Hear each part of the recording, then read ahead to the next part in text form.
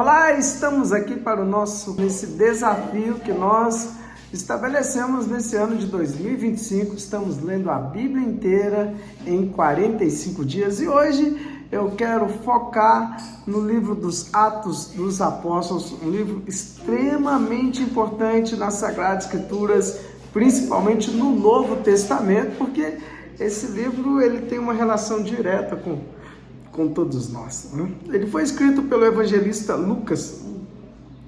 Lucas, ele escreve o Evangelho de Lucas e continua o Evangelho de Lucas no livro dos Atos dos Apóstolos, né? Isso ele registra já no primeiro versículo do livro dos Atos dos Apóstolos. Ele escreve a um desconhecido chamado Teófilo, né? Ninguém sabe quem é ele. Mas tanto o Evangelho de Lucas quanto o livro dos Atos Apóstolos, o Lucas está direcionando a escrita para ele, né? E ele vai dizer aqui, em minha primeira narração, ou seja, no primeiro escrito que eu fiz lá no Evangelho de Lucas, né? Na minha primeira narração, contei toda a sequência das ações e dos ensinamentos de Jesus, desde o princípio até o dia que, depois de ter dado pelo Espírito Santo suas instruções aos apóstolos que escolheram, foi arrebatado ao céu. Então ele registra aquilo que Jesus fez e aquilo que Jesus ensinou no Evangelho de Lucas, né? Agora, como nos evangelhos, eu disse nos meus resumos aqui, que todos os evangelhos tinham um spoiler no primeiro versículo e os Atos dos Apóstolos também tem um spoiler, né? Aqui o evangelista Lucas, ele está dando uma ideia daquilo que vai ser o livro, porque quando ele fala que os registros que ele fez lá no Evangelho de Lucas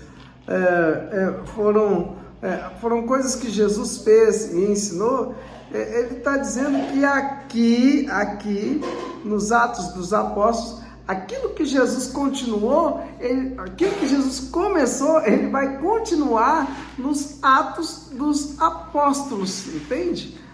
Os Atos dos Apóstolos é uma continuação, por isso que ele fala aqui, no meu primeiro escrito eu contei tudo que ele fez, né? Todas as suas ações. Então veremos aqui surgir muitos novos apóstolos aqui nesse livro. Então não vai ficar só nos evangelistas, naqueles 12, nos 72, não. Aqui nos Atos vai surgir muitos novos apóstolos e que não pararam mais, né? Por quê? Porque Jesus, ele que vai dar início a tudo isso, né? E vai dar início e continuidade através de uma pessoa que ele promete, e nós vimos nos evangelhos essa pessoa que ele prometeu, que é o próprio Espírito Santo. Então, a Bíblia começa aqui, né, nos Atos dos Apóstolos, no primeiro capítulo, Jesus narrando os 40 dias que ele andou no meio deles no corpo ressuscitado. 40 dias, né? Mas, depois desses 40 dias, ele vai, né, para o Pai, e aí quem vai continuar essa tarefa é o próprio Espírito Santo. Então, o que nós vemos aqui, ele se manifestou vivo, né, ensinando sobre as coisas concernentes do reino dos céus. São 40 dias falando das coisas concernentes do reino dos céus, Jesus está fazendo aqui, né? E aí o que a gente vê no início? Um momento extremamente sagrado, muito espiritual, e comendo com eles, né? Os discípulos estavam pensando em fugir de Jerusalém, porque eles estavam morrendo de medo, né, dos judeus, por causa da perseguição que estava muito intensa. Só que quando eles estavam a 1 quilômetro de distância de Jerusalém, Jesus aparece, dá uma ordem para eles voltar para Jerusalém e, comendo com eles, ordenou-lhes que não se afastasse de Jerusalém, mas que esperasse o cumprimento da promessa do Pai, porque disse ele: João batizou com água, mas vós sereis batizados com o Espírito Santo daqui a poucos dias. Então, há uma ordem, né? Então, eles interrogam a Jesus, mas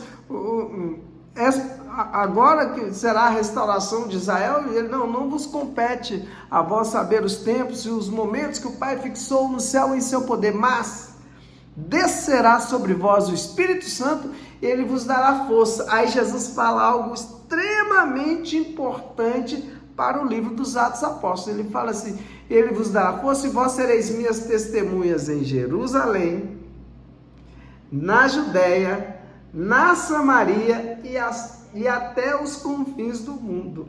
Aqui está a estrutura do livro dos Atos dos Apóstolos. Então ele fala Jerusalém, e tudo vai começar em Jerusalém, na Judéia e Samaria, e depois a gente vai ver aqui no livro dos Atos Apóstolos, eles vão para a Judéia e para Samaria, e por fim, nos confins do mundo. Essa é a ideia, a estrutura do livro, né? E logo depois que Jesus diz isso, ele é elevado à vista deles, e uma nuvem o ocultou aos seus olhos, eles não viram, e aí vieram 2 homens e instrui para que eles não fiquem ali parados, mas que voltem, né? Porque Jesus vai voltar. Aqueles 2 homens dizem para eles: fique esperando, porque Jesus vai voltar. Tudo isso está nessa introdução aqui, né? Ou seja, o que a gente vai ver é Jesus levantando um povo através do Espírito Santo. E tudo vai começar em Jerusalém, depois você vai ver na Judéia e na Samaria, e por fim você vai ver nos confins do mundo. Então, o que acontece em Jerusalém? O que a gente vai ver aqui a partir do capítulo 2 até o capítulo 7, onde tudo está acontecendo em Jerusalém. Então, aqui no capítulo 2 a gente vai ver que estavam todos reunidos no mesmo lugar, né? Para a festa de Pentecostes. A festa de Pentecostes, como nós lemos no Antigo Testamento, era uma festa de santa convocação, onde todos se reuniam ali para celebrar essa festa.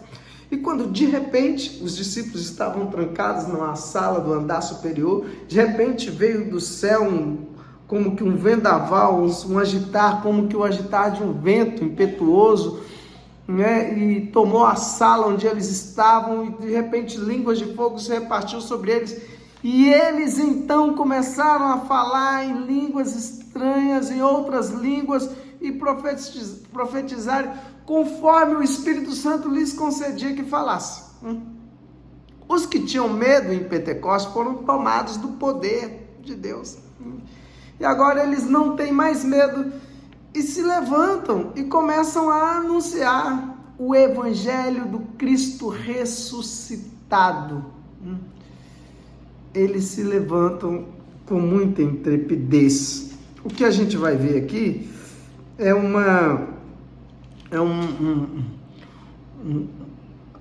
alguns apóstolos tomados pelo poder do Espírito Santo.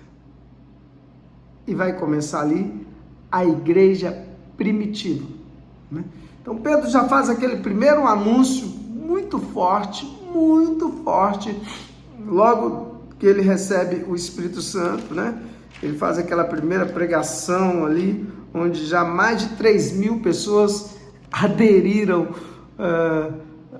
à comunidade cristã. Eu não vou falar o cristianismo agora, porque lá na frente a gente vai ver que eles vão ser chamados de cristãos pela primeira vez. Se eu falar, é porque é por costume mesmo, mas eles ainda não eram conhecidos como os cristãos, eles não eram chamados ainda como os cristãos. Então, naquela comunidade primitiva, eles, aqui no versículo 42 do capítulo 2 em diante, vai dizer que eles perseveravam na doutrina dos apóstolos, nas reuniões comuns, olha isso, na fração do pão e nas orações. Todos eles se apoderou o temor, pois pelos apóstolos foram também feitos muitos prodígios e milagres em Jerusalém. e o temor estava em todos os corações. Todos os fiéis viviam unidos e tudo era comum entre eles. Vendiam suas propriedades, seus bens, dividiam-nos por todos, segundo a necessidade de cada um. Unidos de coração, frequentavam todos os dias o templo, partiam o pão nas casas, tomavam a comida com alegria, singeleza de coração, louvando a Deus e cativando a simpatia do povo. E o Senhor, cada dia, lhes ajuntava outros que estavam no caminho da salvação. Então, eles perseveravam todos, né? Então, e foram chegando muitos adeptos, como a gente viu aqui. O Senhor ia juntando e o grupo ia crescendo, todo mundo gostando, muito apaixonado com tudo que estava acontecendo, porém, todavia, contudo, todo mundo, vírgula, a liderança não estava gostando nada disso, né?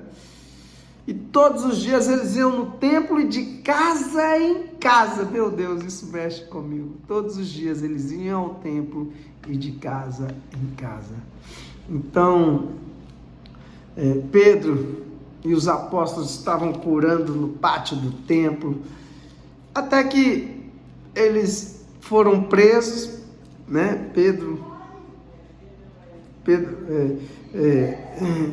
e os demais foram presos pelos líderes, e as pessoas naquela ocasião vendiam suas propriedades e levavam aos pés dos apóstolos, e eles iam crescendo, e a cada dia ali em Jerusalém, e até que surgiu no meio deles um diácono muito importante chamado Estevão. Estevão era cheio da graça, do poder de Deus, ele realizava muitos milagres entre o povo. Gente, eles realizavam milagres. A Bíblia diz que eles realizavam milagres entre o povo. Quando a gente fala que a Virgem Maria realiza milagre, parece que é um B.O., mas a Bíblia fala que Estevão, e nós acabamos de ler aqui, que no capítulo 2, versículo 43, 42, de todos apoderou-se o temor, pois pelos apóstolos foram feitos muitos milagres, por eles foram feitos muitos milagres, né? Então eles intercediam, claro, quem faz é Deus, mas a vida de santidade deles atraía o milagre, né? Isso acontece até os dias, porque os atos dos apóstolos não acabou e continua até os dias de hoje, entende? Então, eles foram acusados de falar contra o templo e se tornaram uma ameaça. Então Estevão faz um forte discurso, mostrando que os líderes de Israel sempre negaram os enviados de Deus, inclusive Jesus e seus discípulos. Ele vai falar isso. Ele deixa muito claro: vocês sempre negaram um anúncio, e principalmente Jesus, né? E eles ficam extremamente enfurecidos, com muita raiva. Ficam com muita raiva de Estevão, e sabe o que faz? Matam Estevão. Estevão se torna o primeiro mártir da igreja de Jesus Cristo. E ali começa uma onda de perseguição ferrenha, e então eles são expulsos de Jerusalém. Sabe o que vai acontecer aqui? Algo extremamente extraordinário e profético. Eles vão sair de Jerusalém, mesmo que à força eles vão. E vão chegar onde? Na Judéia e na Samaria. Judéia e Samaria. E a gente chega nos capítulos 8 a 12. O que a gente vai ver aqui nos Atos dos Apóstolos são os Atos dos Apóstolos na Judéia e na Samaria. Agora os cristãos estão se espalhando pelo mundo. Então, capítulo 8, versículo 1. Rompeu uma grande perseguição contra a comunidade de Jerusalém, e todos dispersaram pelas regiões da Judéia e da Samaria, com exceção dos apóstolos. Alguns homens piedosos trataram de enterrar Estevão e fizeram um grande pranto ao seu respeito. Os apóstolos ficaram em Jerusalém e a igreja de Jesus Cristo foi se difundir agora para a Judéia, Samaria, e daqui a pouco nós vamos chegar aos confins do mundo. Tudo isso está aqui nos Atos dos Apóstolos. Então, o que a gente vai ver aqui na sequência é Filipe sendo levado a Samaria, né? E aí, logo na sequência que Filipe evangeliza Samaria, graças a Deus, eles começaram a aderirem ali, né, a comunidade cristã naquele momento, né? E depois a gente vai ver na sequência a conversão de Saulo no caminho de Damasco, um perseguidor ferrenho dos cristãos ele era.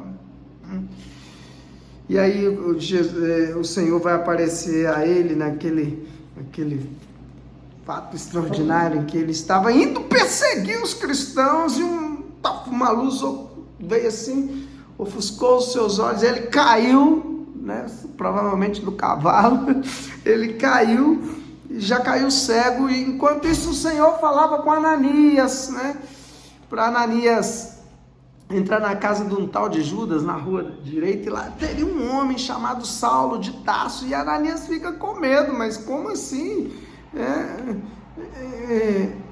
Esse homem é perseguidor dos cristãos. E aí o Senhor disse para ele, vai, porque ele será um instrumento para mim, para levar a minha mensagem para todas as nações, os confins do mundo, entende?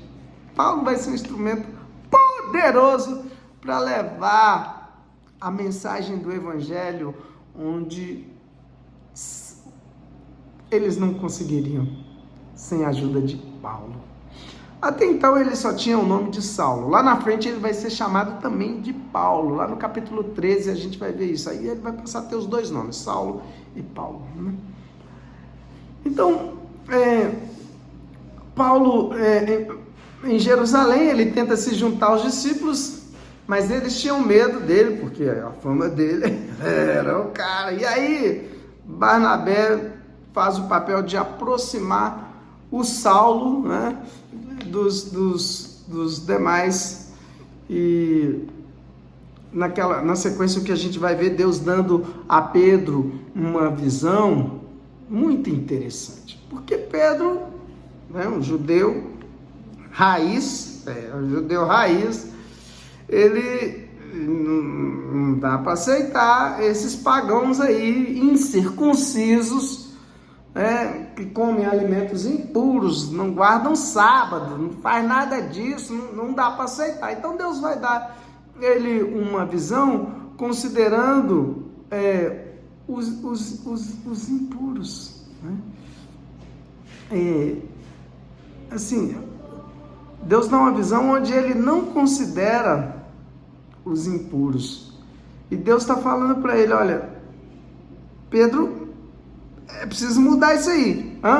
Nessa visão Deus está mostrando para ele, não torna impuro aquilo que eu já purifiquei. Então ele é levado à casa de um centurião cheio de pagãos, a casa cheia de pagãos, né? E todos ali aceitaram Jesus como seu Senhor e Salvador. E acontece uma manifestação poderosa do Espírito Santo, como aconteceu lá no capítulo 2, um Pentecostes, sobre a vida deles, e eles ficaram cheios do Espírito Santo. Está fundada a igreja ali, então, em Antioquia, na região de Antioquia, uma região muito grande, muito vasta, né? Então, Paulo e Barnabé, né, eles foram fundar essa igreja ali. E ali foi o local onde os seguidores de Cristo foram chamados de cristãos pela primeira vez. Tudo acontece ali, né? E aí, o que a gente vai ver a partir do capítulo 13 é uma série de histórias a respeito de Paulo e seus amigos, né? São muitas histórias dele viajando a partir do capítulo 13, ou seja, é a igreja nos confins do mundo. Chegamos agora na parte em que a igreja vai se espalhar e Paulo vai fazer algumas viagens, né? E a primeira delas ele vai fazer na Ásia Menor, capítulos 13, 14, ele e Barnabé juntos ali, fazendo essa viagem. A segunda também na região da Ásia Menor, e na Grécia Antiga, dos capítulos 16 a 18, o que a gente vai ver ali, Atenas, depois ele chega em Filipos, na Tessalônica, na Beré, vai para tudo quanto é lado ali, né? Depois na Ásia Menor e na Grécia Menor de novo, dos capítulos 18 a 20. Então, chega um momento em que Paulo vai voltar para Jerusalém. O que fica muito marcado nessa viagem de Paulo é que em cada cidade que ele vai, ele entra nas sinagogas, anuncia o Cristo ressuscitado, e ali ele vai formando um corpo da igreja de Jesus Cristo. Muitas pessoas aceitam o ressuscitado, muitos aceitam o Messias, outros porém não. E aí chega o momento em que ele é expulso da cidade, né? Então, o que vai ver também, que a gente vê aqui, no capítulo 15, por exemplo, são alguns conflitos internos, né? Paulo descobre alguns cristãos ali em Antioquia que não estavam aceitando os pagãos, os incircuncisos, ele não estava aceitando. E que eles, além de serem incircuncisos, não se abstinham de alimentos assim impuros, né? Não guardavam o sábado. Então, Paulo descobre que alguns cristãos não estavam aceitando esses irmãos, né? Eles só aceitavam se eles se convertessem e se circuncidassem, se virassem como um judeu, né? Paulo e Barnabé descobriam e discordou completamente. Eles não aceitaram essa postura dos irmãos ali em Antioquia. Então o que eles fazem? Vão levar o caso para o primeiro concílio da igreja, o concílio de Jerusalém. Pedro, Tiago e outros, e eles levam o caso ali para discutir, né? E eles, Pedro, Paulo, Tiago, demonstram que, através das Sagradas Escrituras, que Deus sempre quis alcançar todos. O objetivo de Deus era alcançar o máximo de pessoas possível, né? Então, assim, eles definem e escrevem que os não cristãos, os não judeus cristãos, parem de participar dos sacrifícios pagãos. Eles vão ter que parar, né, de participar dos sacrifícios pagãos, mas eles não estão obrigados a obedecer à lei judaica. Isso ficou definido ali, eles escrevem isso, né? Então, peraí, vocês não vão participar mais desses sacrifícios pagãos, não, isso não, né? Mas vocês também não precisam cumprir a lei judaica. Então, a partir de agora, não precisa ser judeu para ser cristão. Basta crer no Cristo e seguir os seus ensinamentos. Só isso. O que nós vamos ver na sequência é um conflito entre os cristãos e os gregos, entre os cristãos e os romanos. São vários confrontos em Filipos, na Atenas, em Éfeso, e Paulo anuncia que Jesus é o Senhor e Rei, o que levanta e instiga as autoridades que entendem que Paulo está incitando um modo de vida contrário ao modo de vida dos romanos. Então eles o acusam de revolucionário, de um homem perigoso. Eles são muitas vezes acusados de rebelião, de traição a César, né? E levaram Paulo à prisão, né? Só que toda vez que prendiam Paulo, eles não viam nada que pudesse acusá-lo e o colocavam em liberdade, né? Para os cristãos, todo mundo era igual. Para eles não tinha diferença entre homens e mulheres, escravos e livres, ricos e pobres. Não, para eles eram um povo diferente. Aquela igreja, aquele povo que surgia, era um povo diferente de tudo que o mundo já tinha visto. O único rei para eles era Jesus. E nós vamos chegando no finalzinho do livro dos Atos, do capítulo 21 a 28, o testemunho de Paulo, ele vai chegar em Jerusalém, de Jerusalém até Roma, e ele vai se espalhando, e Paulo é preso em Jerusalém, capítulo 21, 22, porque ele é considerado, como eu disse, um terrorista entre eles, né? Então eles prendem Paulo aqui, né? E ele vai a julgamento, que a gente vai ver aqui dos capítulos 23 a 26, Paulo vai a julgamento, primeiro diante dos líderes judeus, do Sinédrio, depois são vários líderes romanos ali em Cesareia, né? O governador Félix, que vai ter como sucessor Festo, né? E que este vai levar para o rei Agripa.